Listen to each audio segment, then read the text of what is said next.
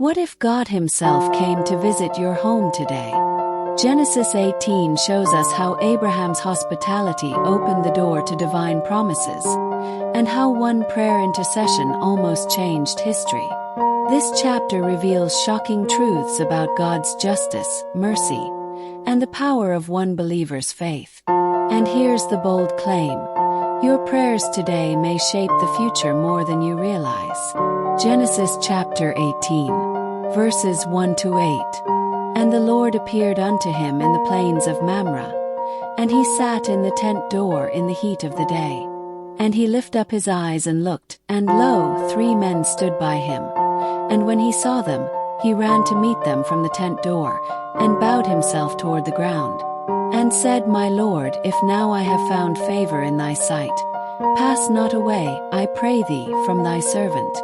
Let a little water, I pray you, be fetched, and wash your feet, and rest yourselves under the tree. And I will fetch a morsel of bread, and comfort ye your hearts. After that ye shall pass on, for therefore are ye come to your servant. And they said, So do as thou hast said.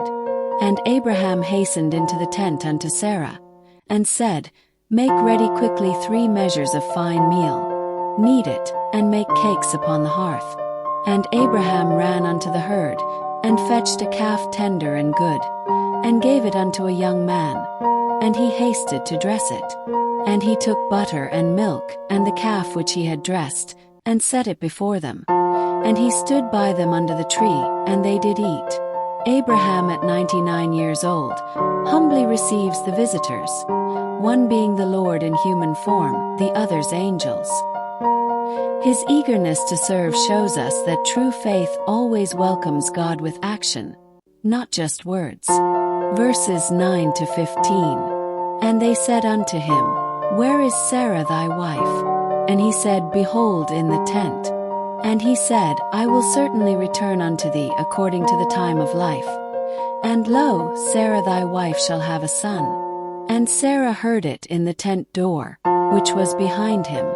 Now Abraham and Sarah were old and well stricken in age, and it ceased to be with Sarah after the manner of women. Therefore Sarah laughed within herself, saying, After I am waxed old shall I have pleasure, my Lord being old also. And the Lord said unto Abraham, Wherefore did Sarah laugh, saying, Shall I of a surety bear a child, which am old? Is anything too hard for the Lord? At the time appointed I will return unto thee, according to the time of life, and Sarah shall have a son. Then Sarah denied, saying, I laughed not, for she was afraid. And he said, Nay, but thou didst laugh. Sarah laughs because she is 89, and Abraham is 99. Yet God turns her laughter of doubt into the laughter of joy. Isaac's very name means, he laughs. Verses 16 to 33. And the men rose up from thence, and looked toward Sodom. And Abraham went with them to bring them on the way.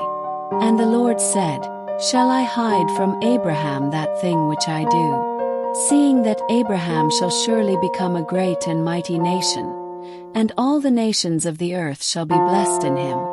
For I know him, that he will command his children and his household after him, and they shall keep the way of the Lord, to do justice and judgment, that the Lord may bring upon Abraham that which he hath spoken of him. And the Lord said, Because the cry of Sodom and Gomorrah is great, and because their sin is very grievous, I will go down now, and see whether they have done altogether according to the cry of it, which is come unto me. And if not, I will know. And the men turned their faces from thence, and went toward Sodom. But Abraham stood yet before the Lord. And Abraham drew near, and said, Wilt thou also destroy the righteous with the wicked? Peradventure there be 50 righteous within the city. Wilt thou also destroy, and not spare the place for the 50 righteous that are therein? That be far from thee to do after this manner, to slay the righteous with the wicked. And that the righteous should be as the wicked, that be far from thee. Shall not the judge of all the earth do right? And the Lord said, If I find in Sodom 50 righteous within the city, then I will spare all the place for their sakes. And Abraham answered and said, Behold now, I have taken upon me to speak unto the Lord, which am but dust and ashes. Peradventure there shall lack 5 of the 50 righteous. Wilt thou destroy all the city for lack of 5? And he said, If I find there 45, I will not destroy it. And he spake unto him yet again, and said, Peradventure there shall be 40 found there.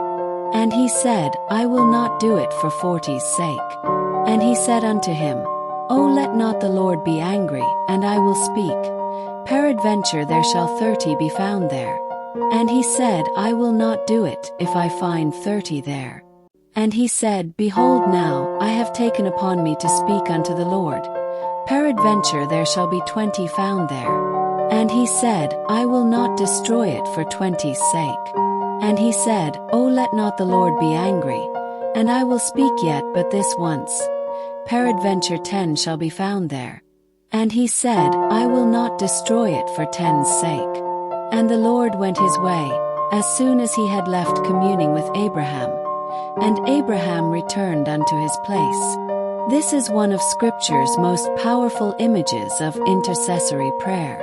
Abraham shows us that God listens when we plead for others.